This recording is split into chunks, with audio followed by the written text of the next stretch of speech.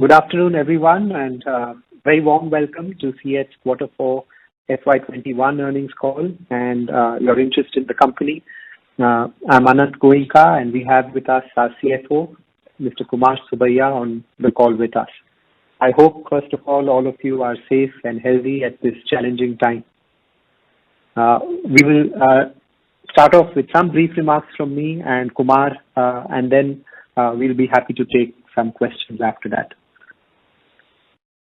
With respect to our Quarter 4 FY21 financial performance, since we completed the CEAT-CSTL merger this year, all reported standalone financials for the current and comparable previous periods have been restated.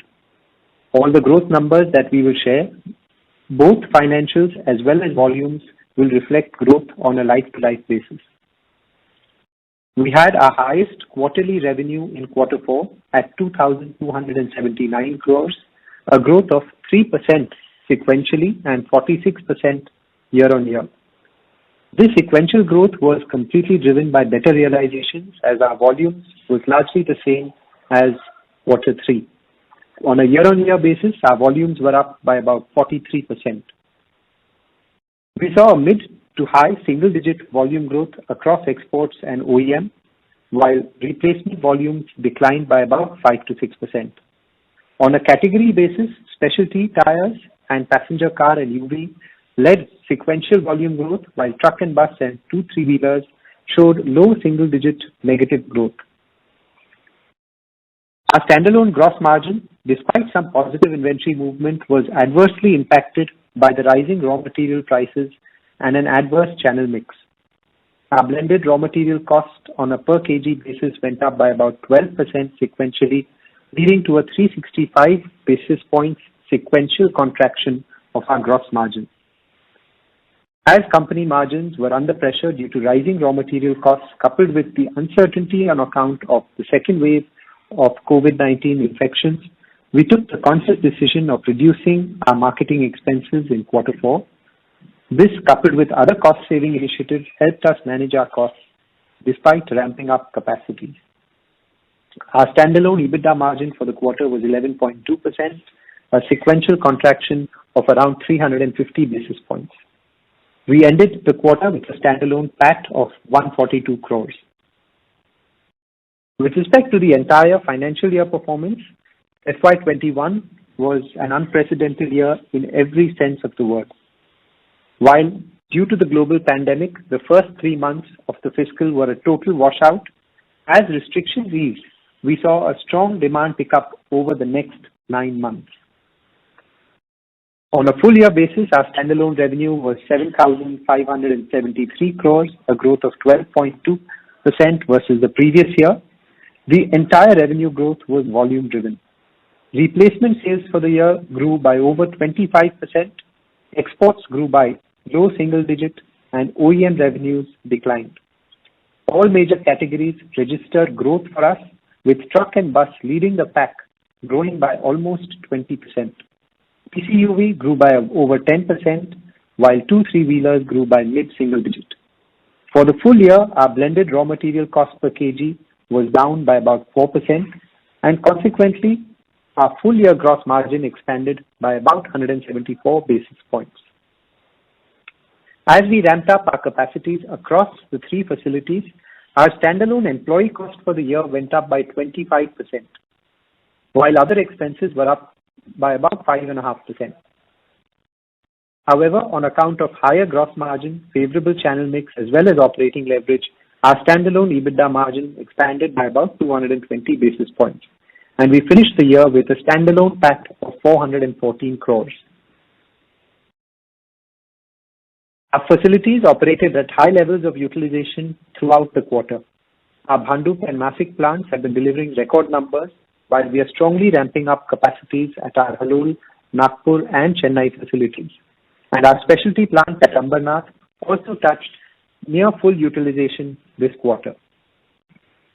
Given the strong growth and demand momentum we have been witnessing over the last 3 quarters, we have triggered the next phase of expansion at our Chennai facility, leveraging economies of scale. We will now be setting up a 190 tons per day TBR plant, that's about 90,000 truck radial tires per month, with an investment of about 1,200 crores Indian rupees. This will be incurred over the next 4 years, and the investment is proposed to be funded through a mix of debt and internal accruals. Post our board meeting yesterday, we have also declared a final dividend of about rupees 18, that's at about 180% per equity share of face value 10. We continue to make inroads in OEMs while cultivating strong relationships. During the quarter, we partnered with Renault to supply our Secura Drive range of tires for their new Renault Tiger SUV. We also started supplying tires to Royal Enfield for their Interceptor 650. At CEAT, our customer is always at the center of all our decisions. We align all our efforts to ensure consistent high-quality service, and we were awarded by Honda as the best company in quality management at a recent event. Focus on R&D is also an essential part of our strategy, and this year we achieved the milestone of filing 100 patents. On the marketing front, we continue our relationship with the IPL as the official strategic timeout partner. On the occasion of Women's Day, we also launched a women-centric campaign. We also launched India's first women-owned, operated and managed tire shop. As part of our digital initiatives, we recently launched a new feature on our website which allows customers to buy tires online through our website and get their fitment done at the nearest CEAT shop.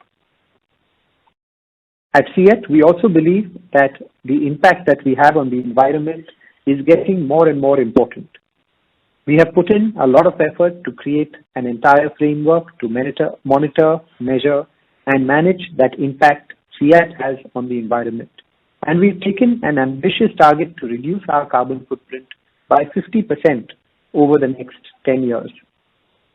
To ensure achievement of this target, we have evaluated our entire value chain and identified different areas such as end-of-life tire management, greener products, renewable energy sources, and many more, which we will target over the next few years. The social and governance component is also an important area that we have always focused on, whether it is focusing on diversity, inclusion, education, and social impact that we have through our CSR activities. With this, I would now like to hand over the call to our CFO, Kumar Subbiah.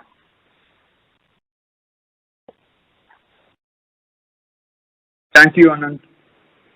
Good afternoon, ladies and gentlemen, and thank you for joining us for our Q4 FY21 earnings call. I'll share some further financial data points with you all, post which we can enter the Q&A session. I'll start with revenue. Our consolidated revenue for the quarter stood at 2,290 crores, a sequential growth of approximately 3% and year-on-year growth of about 45.5%. While the sequential growth was largely on account of improvement in net realization, the year-on-year growth was largely on account of volume growth. Overall, our full-year consolidated revenue stood at 7,610 crores, delivering a growth of 12.3%. Now, gross margin. With the rising raw material costs, our gross margin was adversely impacted and contracted sequentially by about 355 basis points and stood at 42% for the quarter. The drop in gross margin percolated down and impacted the EBITDA margins equally.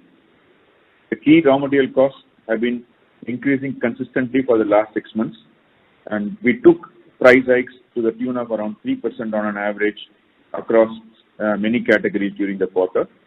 Going forward in Q1, we expect raw material costs to further increase to the tune of about 8 to 10% over Q4. We continue to monitor the situation closely and taking appropriate steps to mitigate the impact of increase in raw material costs. Now I'll move on to debt, capital expenditure and working capital. Our continuous focus on judicious cash flow and working capital management helped us to reduce our gross debt by another 139 crores in quarter 4 and overall by about 510 crores during the year. We ended the fiscal with a gross debt of 1,418 crores and our working capital was down by about 396 crores during the financial year. As of the end of fiscal, our consolidated debt to equity was 0.42 versus 0.66 at the same time last year. Our debt EBITDA also improved to around 1.4 as of 31st March. Our project capex during the year was about 470 crores and our capex outlook for the year is in the range of about 1,000 to 1,050 crores. Our operational expenses in the EBITDA, despite ramping up facilities, we have been able to manage our costs well as a result of strict cost-saving initiatives. As a result, our employee and other expenses put together increased by about 2.4% sequentially. Our consolidated EBITDA was rupees 269 crores for the quarter, a margin of about 11.7%. Our EBITDA margin contracted by 350 basis points sequentially and around 120 basis points year on year. Our overall consolidated EBITDA for the year stood at 13.4% versus 10.9% in the previous year. Now that our facilities have been largely commissioned, our consolidated depreciation went up by about 90 crores during the year. For the full year, our depreciation was about 340 crores, up about 63 crores over the same period last year. Since we are carrying a little higher debt in the first half of the year, our finance cost for the year was about 176 crores, an increase of about 25 crores over the previous financial year. Post detailed evaluations, we decided to move to the new tax regime effective financial year 2021. Hence, we had a positive tax credit worth 11 crores in the P&L. Going forward, we expect the company's effective tax rate to be at lower levels as per the new guidelines. On a consolidated basis, we ended the quarter with a PAT of about 153 crores and rupees 432 crores for the full year. Now, let's open the floor for Q&A. Over to you. Thank you very much. We will now begin the question and answer session. Anyone who wishes to ask a question may press star and 1 on the touchtone telephone. If you wish to remove yourself from the question queue, you may press star and 2. Participants are requested to use handsets while asking a question. Ladies and gentlemen, we will wait for a moment while the question queue assembles. The first question is from the line of Nisarg Vakharia from Lucky Investment. Please go ahead. My question is to Anand. Over the last 4-5 years, as we have scaled up our business, we have seen these, raw material pricing challenges quite a few times. My question was that at our size and scale of roughly about 8,000 crores turnover today, can we safely assume that 11.2, 11.3% margin that we have done in this quarter is more or less the worst case margin that the company can do? No, I think it's very difficult to give a worst case or a best case with respect to margins. I think there are too many factors that really determine margin. We have seen margins at, say, 10% kind of levels even as early as, a year ago or so. So it's not that this is the worst case at all. We have seen some pressure in raw material prices in the last 2 quarters, and we will be experiencing at least a 10% increase in raw material price from quarter 4 to quarter 1. So to that extent, we do need to take fair amount of price increase during this quarter to maintain even current levels of margin. Okay. Yeah. So I quality of business has also improved, right? Over the last 2-3 years, the mix has also improved towards passenger vehicle and those segments where your margins are. That's right. The quality of business, mix, etc., is quite positive. But we've also been focusing on the OEM side. which is Right. important to be there as you are focusing more on the passenger car and two-wheeler segment. So as a result of that, while our product mix has improved, our market mix has moved more towards OEM, which is needed in the business. So to that extent, I would tend to say that there is further pressure possible in margins going forward in the next 1 to 2 quarters. Okay. Thank you so much. Thank you. The next question is from the line of Hitesh Goel from Kotak Securities. Please go ahead. Thanks for taking my questions, and congratulations for the CEAT team for increasing market share in FY21. So my question is on the truck capacity that you're putting up. I noticed that it's a substantial increase in capacity, around 40% of existing capacity. And given that, even if we we are building a substantial improvement in truck OEM sales over the next 3 years, replacement demand, in my view, can't grow more than 4-5% CAGR in the truck segment over a period of time. So this clearly indicates that CEAT is looking at a substantial improvement in market share in this segment, which is a very low ROC segment. So can you tell us your plans in this segment? How will you increase market share in this segment? What are the steps to be taken to really, utilize this capacity? Okay. So the market itself has seen very slow growth over the last, say, 5 to 6 years' time. So I think the truck segment is now ripe for further growth. And we ourselves had not focused much on the truck segment, say, from 2010 to 14, 15 kind of time period.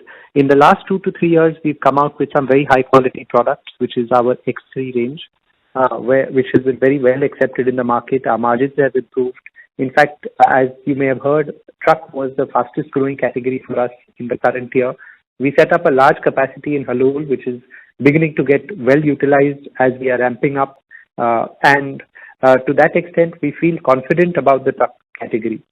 For us, majority of our growth will come in the replacement segment, while OEM also has a lot of potential for growth. If you look at our current market shares today, they are somewhere in the high single-digit levels, and therefore there's a lot of potential for growth on the truck side with respect to where our brand equity is. We've been in the industry for over 50, 60 years' time. So to that extent, I'd say there's a lot of potential for market share also to increase. And finally, I'd say international business is also an interesting area with US-China trade relations being under stress, general relationships under being stressed. I think European, US, Southeast Asia, all these three markets are quite ripe for Indian exports into these areas. So I think looking at that, we feel quite confident of the truck segment going forward. Good. And my second question is on the raw material cost. You had alluded to the fact that 10% is an increase from fourth quarter to first quarter. So have you taken any price increase as yet to offset that? So between March, April, a couple of percentage points price increase. Our OEM pricing is largely indexed, and exports also we've seen some price increases. So there has been, but not to the extent of raw material price increase that we've seen. Okay, great. Thanks. All the best, Ram. Thank you. The next question is from the line of Nishit Jalan from Axis Capital. Please go ahead. Hi, sir. Thank you for taking my question. Sir, my question was generally on the industry and price increases. We have all seen that cost increases have been really sharp. Demand has been very strong. Most of the players are operating at very high utilization levels. There are no imports. Then why are players not taking adequate price increase so as to maintain margins? Because even at these kind of margins, industry is not making a very high ROC, right? So wanted to understand your thoughts on this as to why there is not a desired level of pricing discipline in the industry. I think that's a very tough question. I don't have an answer as to why that is not happening at an industry level. I can just talk about CEAT. I think we've tried to take as much price increase as possible at this point of time. I think further price increase will happen based on competitive moves. But why is someone else or others not taking? I don't have an answer for that part of it. So basically then the margins will come down sharply in the next 1 to 2 quarters, right? Given the kind of cost increases that we are seeing. Sorry, could you repeat again? So, sir, basically, in the event that price increases are not happening, then basically margin pressures could be quite sharp in the next couple of quarters, right? Given the kind of That's right. There will be margin pressure. We'll have to manage our costs effectively. So I think both we have to be careful of. Manage. Sure. Sir, secondly, you did highlight in your opening remarks that a specialty tires plant is operating at full utilization now. Obviously, it's a very positive development. So just wanted to understand our capacity plans in that, and is the industry, is it driven more by industry growth, or do you think you have started to make inroads more in the European and US market in this segment? Right. I think it is both. So the industry has also grown well, but I'd say that we have offered a much higher range, which is very important. So as we've been growing, we've been adding at least 100 products a year in the specialty tire segment, which is very much liked by distributors. Second is our product quality is top notch. So that now that people have experienced it, there are further orders coming in. And just to share with you on the capacity, we had a capacity of about 33 tons per day. We will be taking that up to 45 tons per day by around June. This capex is largely complete, and to another 55 tons per day in about 9 to 12 months time. So that's how largely we are planning capacities. It's in very small batches because we are spreading our capex as demand picks up as well. Sure. So just one last final question from my side.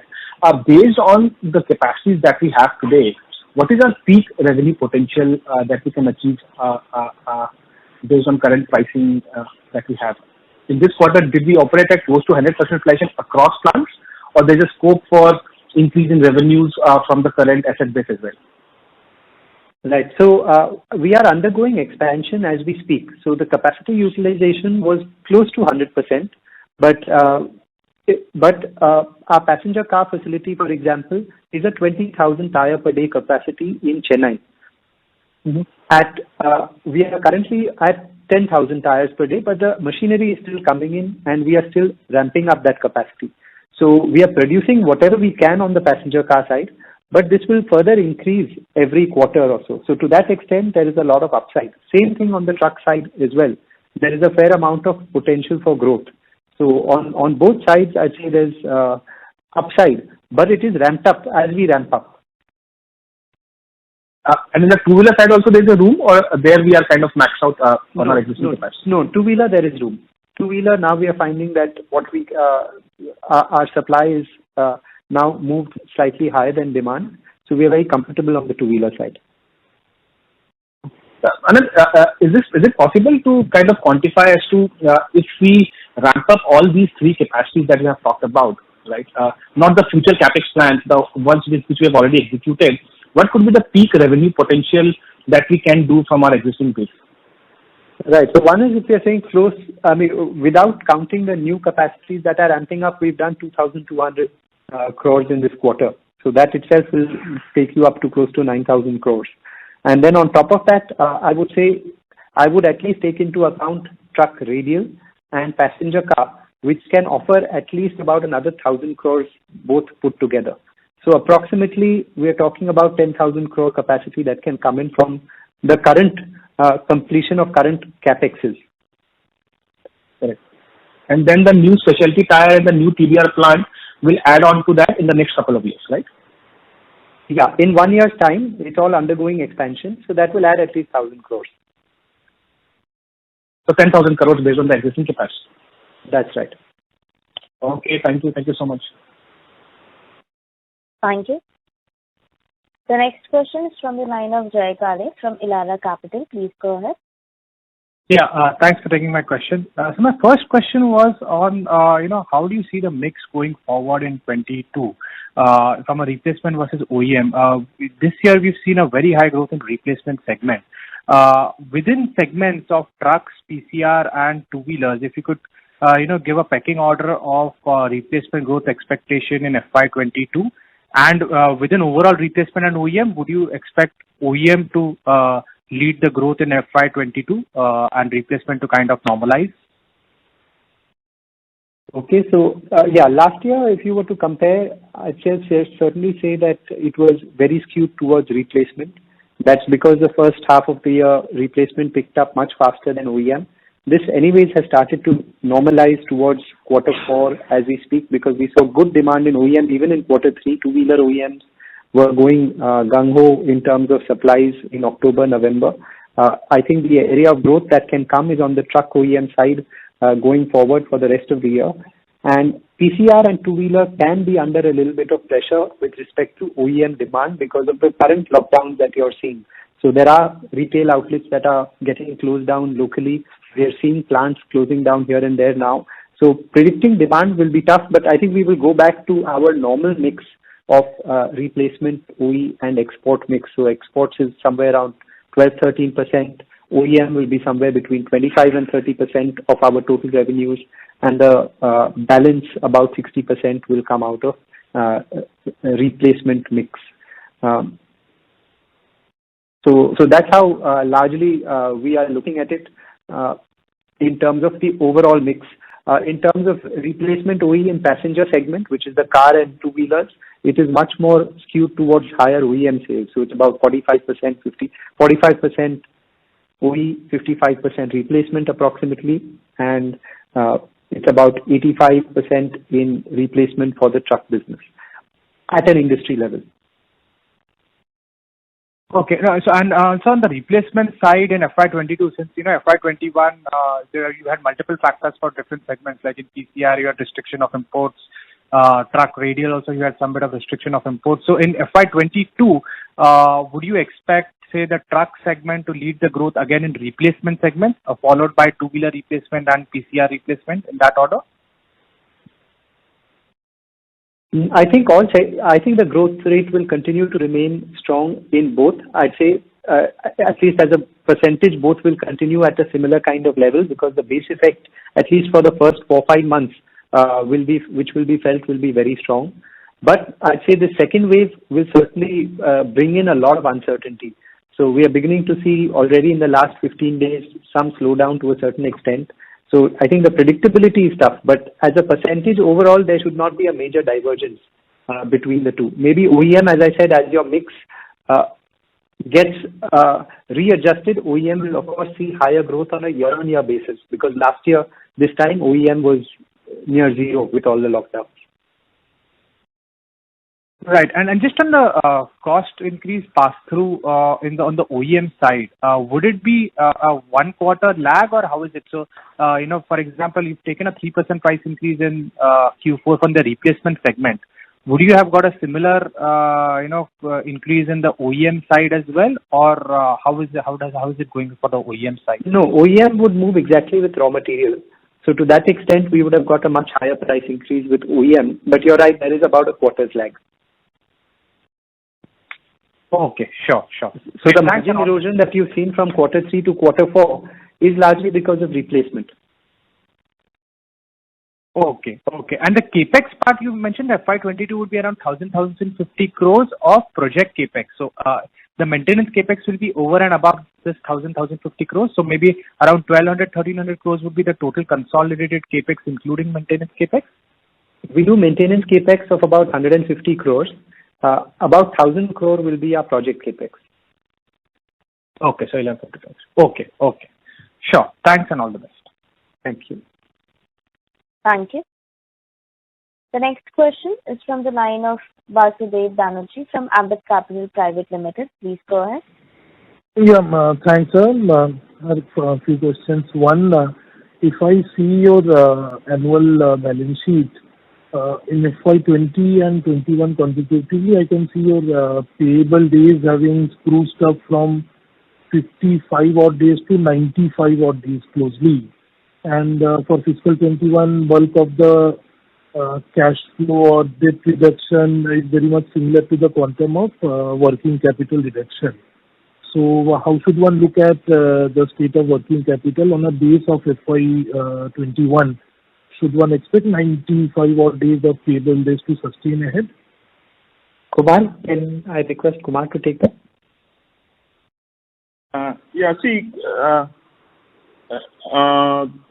The working capital going forward, the whole of 2021, we were operating inventory at little lower levels. As we had to ramp up the plants, one, and number two, the demand picked up later part of the year, so therefore we had to quickly move the material from place of manufacture to place of sale. Okay, and in order to ensure that we are able to service all our customers well, okay, and keep adequate inventory in the pipeline, we expect, when the normalcy returns, an impact of about 100 to 150 crores of additional inventory is necessary, both on raw materials as well as on finished goods side. Okay. Otherwise, on other parameters, in terms of number of days, largely we should be able to maintain it, okay, at the levels at which we had in 2020-21. Because last year as well as in the earlier years, we were able to bring in efficiency in working capital, and going forward, we would like to maintain a same level of efficiencies in terms of number of days from 21-22, except for the fact that inventory we may have to keep a little more. So the payable days, this rise is sustainable broadly? Yeah, payable at the current level, it is sustainable at current levels. Okay. Second question, sir. If I look at, as you said in your earlier comment, that on a sequential basis, in volume terms, truck business was down. Am I right, sir? That's right. So if I look at trucks being almost 1/3 of your business and OEM being a quarter of truck business in general, so if I see Tata, Leyland, Volvo, Eicher all having grown almost 35% sequentially in volume terms. So if I do the broader maths, it implies replacement market would have contracted sequentially. So how to look at that? Is it because of market share change, or the market itself would have contracted in Q4 tire replacement, truck tires? No, I think last quarter was a very high, strong quarter for us, quarter 3 also in terms of growth on a year-on-year basis. So we are talking about a very high, and the growth was largely flattish, marginal, maybe -1-2% on that sense. So to that extent, I'd say that, and our exposure right now with truck segment has not picked up enough on the OEM side. So we are very optimistic about further growth on the OEM side. We've already seen good growth with Tata Motors. I think in the coming year, we'll see very strong growth with Ashok Leyland as well. So our presence with them on the truck OEM share has been relatively low in general. As you know, in the replacement segment also in truck radios, we are under 10% market share. So even on the OEM side, it is similar kind of level. So there's a lot of upside. And so what's the current level of two-wheeler market share largely after the end of the fiscal for you? It continues to be at about 28 to 30% range. Okay. Sure. And last question, sir. From an industry perspective and CEAT's perspective, what kind of cumulative price hikes you have seen in the truck tire replacement calendar year to date? I can get back to you separately on that, but I think I would say approximately 2%. I may be off a little bit, but it would be approximately 2% in the truck tire replacement. Yes, so as it would be somewhere between 2 to 3% somewhere. Rightly, somebody asked in the call previously also, and you also mentioned raw mat basket is up 12% this quarter and another 10% pending for coming quarter, and where truck tire is a significant part. So yes, market condition is bad, but that's a big risk for the overall market margin for the whole industry, not only CEAT. So no option of taking any substantial price hike. Obviously, tough to pass on fully, nor the impending risk on margin will be significant incrementally from here. That's right. So there is some stress on margins. I'd say that, as I said, OEM, which is about 25, exports, which is about 12-13. So I'd say 35 to 40% of the business should be in a little bit better position, but replacement margin is under some stress as we go into quarter 1.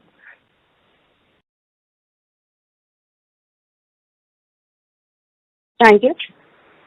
I would request Mr. Banerjee to please rejoin the queue as we have the participants waiting for their turn. Ladies and gentlemen, in order to ensure that the management is able to address questions from all participants, request you to please limit your question to one per participant. If you have a follow-up question, you may rejoin the queue. Thank you. The next question is from the line of Jinesh Gandhi from Motilal Oswal Financial Services. Please go ahead. Thanks. So my question pertains to our market share. So in two-wheelers, our market shares have been stable. In in TBR, we have seen some bit of market share improvement led by new capacity. Can you talk about what is our market share in PCR, how that has been trending in FY21? Yes. So similarly, passenger car also we've gained market share. I'd say the most in the passenger car segment in this last year. We were at around 10%, 11% market share. This would have gone up to approximately nearly maybe by 4 to 5 percentage points in the last year. So we've seen, as you've seen, about 40 to 50% growth on a year-on-year basis. So we feel very confident and positive about PCR. That's the area where we've gained market share. We've added 10,000 tires per day capacity from a base of about 20,000 tires. We are at about 30,000 tires per day today. And therefore, there's a lot of potential. And we are still fully utilized. So we feel confident about the passenger segment going forward. All right. Sorry, you said you are fully utilized in PCR? I guess there's the 10,000. We are fully utilized at current capacity levels. Of course, supply will go up as we speak during coming into this quarter as well. Right. So this 30,000 tire per day capacity will peak out at about close to 45,000 per day, right? Our overall capacity in Chennai is going to be 30,000 tires per day in phase. If you add phase 1 plus phase 2. Phase 1 is 20,000 plus phase 2, 10,000. So we are 10,000 of phase 1. Okay. So another 20,000 to come. Right. And given our focus on this category, on the PCR segment, and growth being relatively stronger, you think we'll need to look at the second phase or the next phase of growth for PCR in near term? I think that's a call that we will take towards the latter half of the year. I think it depends. We will only take a call once we reach about, say, 70-80% capacity utilization of the current capacities that we have. But I hope that by the end of the year, we take a call because there's still about an 8 to 10 month lead time at least for that next capacity to come in. So based on our forecast of what demand will be, say if we assume that by December, March quarter we take a call, that capacity will be ready by, say, 1 year hence or 10 months hence. Right. Got it. And secondly, my last question pertains to the quantum of price increases which we'll need to take to pass on the cost inflation which you have already seen between third quarter and now. What would be the residual price increases required to pass that entire cost inflation? So I think there's a raw material price increase of about 10%. So that would mean at least 5-6% price increase. Right. So 10% in coming quarter and close to 12% was in this quarter, which I think past through was just about 2%, right? Mm-hmm. Yeah, about a little bit more than that. If you just look at replacement, it is about 3%. But if you look at all other categories, it's higher than that. Right. So you think in over next 6 to 12 months time, we'll be able to perform between 7 to 8% kind of price increases in the next 6 to 12 months in replacement? We hope so. I think there's no answer to that. I don't have an answer. We'll have to see what the competitive situation is. Okay, got it. I'll come back in queue. Thanks. Thank you. The next question is from the line of Pratik Poddar from ICICI Prudential. Please go ahead. Yeah. Hi, sir. This is Pratik from Nippon India Mutual Fund. Just a couple of questions. One is a clarification and then a question. The first clarification was, sir, is it fair to say that CY from calendar year till date, your raw material pricing has gone up by almost 16% as we speak, and in front of this, we have taken around 4% price increase as of now? That's the clarification. calendar year to date means from January 1st until April. Yes. As we speak, till today. Kumar, would you have an answer on that? Yeah. During the calendar year to till year, the raw material prices have gone up by about 8%, I would say, beginning to end. So, sir, I didn't understand. You said Q3 to Q4 there was a 6% price increase, and Q4 to Q1 there's a 10% price increase, right? So 16, right? Yeah. So from January till... Yeah. No, you are talking about calendar year, is it? Current calendar year. No. I'm saying from January 2021 till May 2021, there's a 16% increase, right? From quarter 4 and quarter 1 combined of financial year, if I were to put it that way. There is a 16% cost increase, right? No, let's take these two separately. I'm not able to add and give you a response. In the quarter 4, from January to March, approximately about 8% would have gone up. Okay, and another 8 to 10% we expect in quarter 1 of the current financial year over quarter 4. And how much have you taken to cover this as of now? How much has been? Sorry. How much have you taken? I mean, price hikes have been taken to cover this cost increase. No, you indicated. See, there is a drop of about 350 basis points in the gross margin in quarter 4. Okay, and that was because we had not covered the price increase. So, let's assume quarter 4 we had to take an increase of about, assuming raw material price increase was 10%, necessitating about 6.5% increase in selling price. We could take approximately about 3% and balance 3.5% has come as gross margin impact. Okay, so now quarter 4 is closed. Now we are talking about quarter 1 over quarter 4. Quarter 1 over quarter 4, we expect the raw material prices to be higher to the extent of approximately 8 to 10%. That may call for another 6-7% increase just to cover quarter 1 alone. It is not to cover what we have not recovered in quarter 4. So, sir, that's the question. Now, the question is built on this. Given such very high intensive raw material pressure which we have, how would you look at, something which you did last year, same time, in terms of when there was a full-blown lockdown, where you had incurred or where you had used, you had cut down your other expenses and employee costs in a very severe manner. Would that be something which you would resort to? Otherwise, I think margins will be under tremendous stress, isn't it? As we just did the maths. No, we have taken up other cost control measures in terms of bringing down our discretionary costs. Certain costs we have frozen and not agreed for any inflation.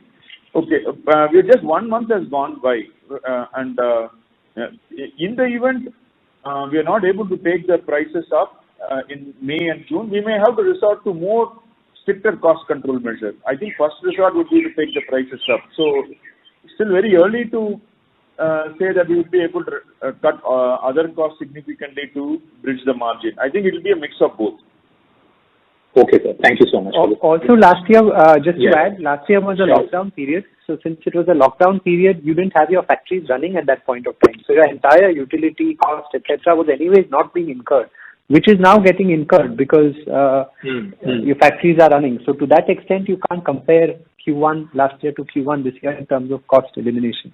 No, sir. I was honestly asking you, how do you plan to get over this such high raw material cost inflation? If you can share with us in the next couple of quarters, because, sir, as an investor or as an outsider, if in quarter 4 the price increase was where, demand was at its best, we couldn't pass on the entire raw material price hike. How should I think about the next COVID wave 2, plus there is some certain uncertainty as you talked about. So I was just trying to understand. I'm sure you must have budgeted something or you must have thought about how to get over this RM inflation, right? Yeah. No, I think Kumar's answered that. Okay, sir. I got it. Thank you so much. Thank you. The next question is from the line of Siddhartha Bera from Nomura. Please go ahead. Opportunity. So the first question is again on the pricing side. Sorry to again ask on this point.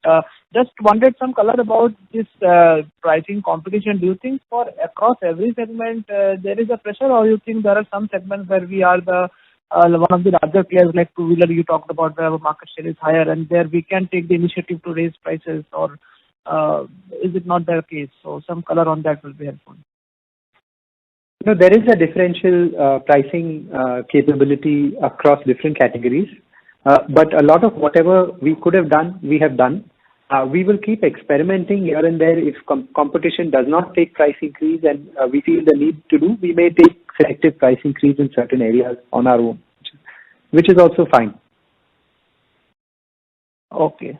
Because directionally I thought that your market share, because in trucks it's lower, it may be difficult, but the segments where we are reasonably like PCR, we are gaining share, and two-wheeler we are the leaders, sort of there we should have some more pricing power in the segment. That's right.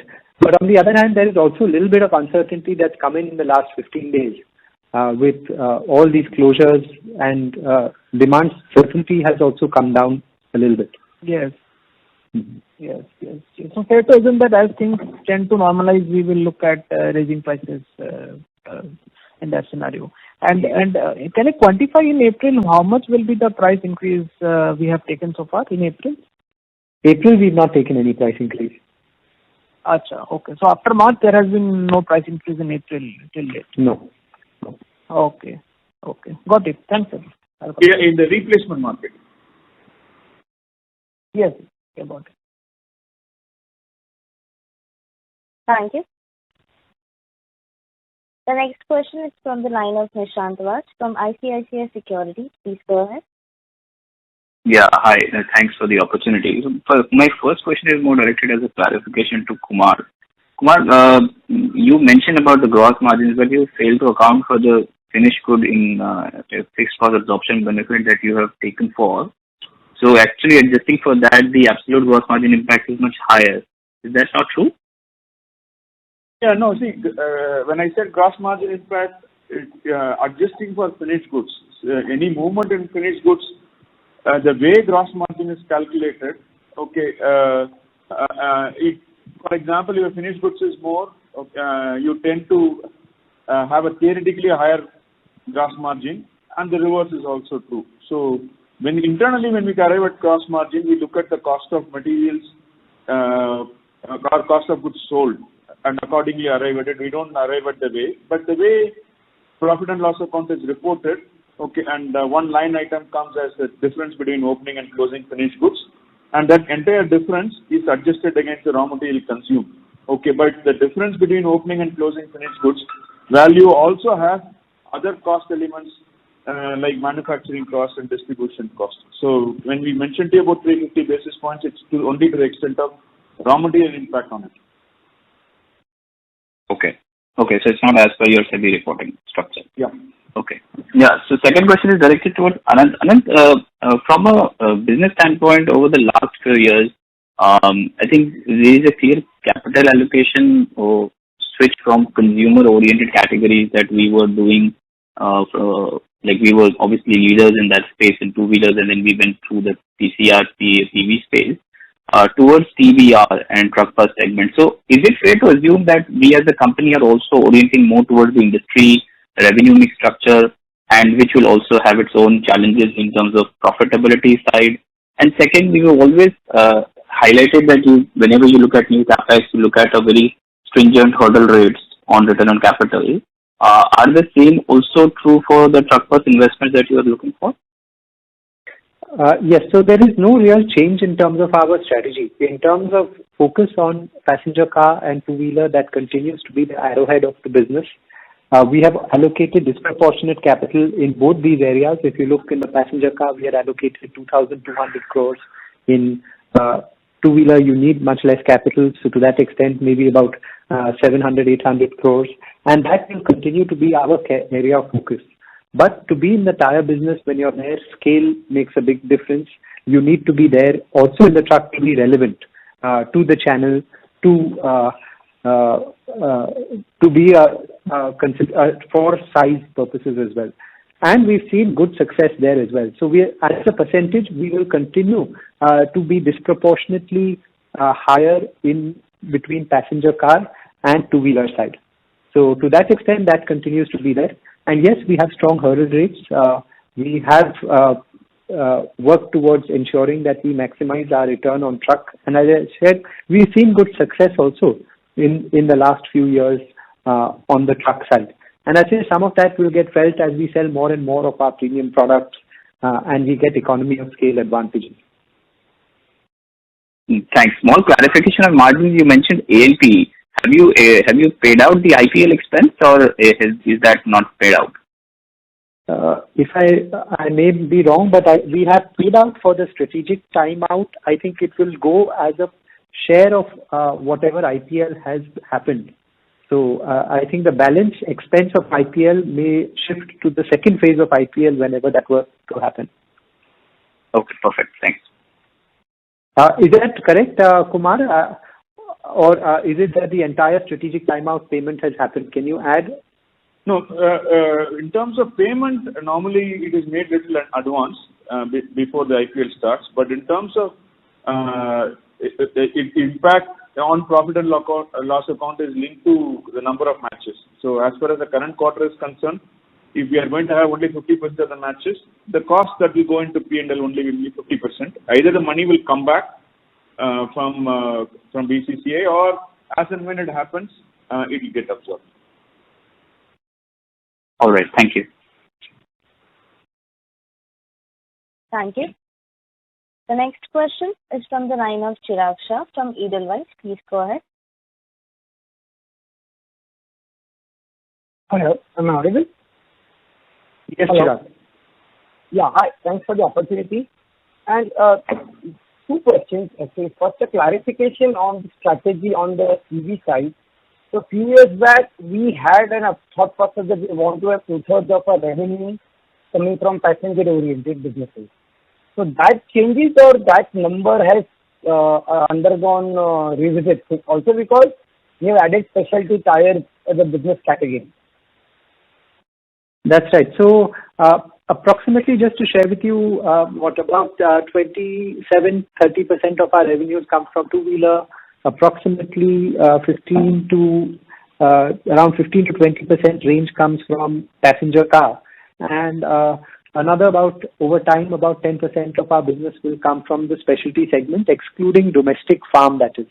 So if you add domestic farm, which is, then that's another 5-6%. So we are seeing a fair share of our business coming in. And then the balance growth that you see will come between further in truck and in PCR. So as a mix, I'm not sure whether it will reach 2/3, but I think it should reach about 60% of our business easily will come out of the passenger and specialty segment. Okay. There will also be about 10% or 7-8% in others, smaller category sales. So no major change in that part of the strategy. Second, No. Just out of curiosity, Q3 and Q4, industry would be, were the consumers would have been able to absorb the price hike given high utilization levels, and industry chose not to pass on, or at the ground level there was some resistance that you were seeing that consumers are not willing to accept the price hike? Because it is slightly counterintuitive when utilizations are high, everything is going well, and industry is not able to pass on the prices. So was it the concern as a manufacturer, or you were getting those feelers from the ground level? No, I think in Q3 we were still consuming the lower cost raw material that we had procured earlier. Then going on to Q4, I think it is largely dependent on competition levels that you take a call on price increase. So sometimes you take a call, you see how demand works, or some confidence in certain products that are there, you take price increases, and then some of it you have to depend on competition. So it was not that we took price increases and the industry was not, and the market was not accepting and you have to roll back or anything, none of that. Okay. And if I can just squeeze in one last question. So if you can just run us through that in TBR and PCR, where would be you in terms of price ladder versus the leader or your immediate competitor? And how the gap has been bridging. If you can give because when we do a check, it is more region specific and there are wide disparities that we have observed. So internally, when we look at that data,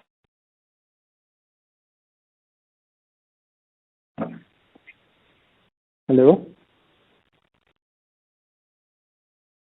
Mr. Chirag, sir, we cannot hear you. Yeah, I'm there. I thought I wasn't sure whether I went off or Chirag. hello, am I audible? Yes, now I can hear. Sorry. Hello, am I audible? Yes, Chirag. I can hear you. Yeah, I was just trying to understand that internally in your benchmarking, how are you moving versus the number one player in PCR and TBR as far as pricing is concerned? So how much, where is the gap today and where it was, say, a year back or 1.5 year back? Yeah, I think there would be about a couple of percentage, maybe approximate price gap. Earlier, this could have been maybe between 3 and 4%, 3 to 4% price gap. The other thing that also matters is how much of your premium products or how much of, say, in passenger car, higher range sizes that you're selling. So our share of higher range sizes has also improved substantially. And as you enter more and more OEM, our OEM presence about 4-5 years ago was not as strong. And that has improved quite a lot. And those tires are now beginning to come out in the market, which is allowing more higher range sales also to happen. So it's not only just pricing, but it is also the mix that makes some difference. So to that extent, that gives us confidence on overall realizations improving further in the passenger car segment. This is less relevant in the truck segment, but there are economy tires, there are also premium tires that we sell, and the premium tire ratio for us has also gone up quite well. And there is further upside opportunity as well. Thank you. And all the best. Thank you. Thank you. Ladies and gentlemen, due to time constraints, this was the last question for today. I would now like to hand the conference over to the management for closing comments. Thank you, everyone, for your interest in CEAT. We look forward to staying in touch and seeing you once again, same time next quarter. In the meantime, do stay safe and healthy, and all the best to you and your families. Thank you.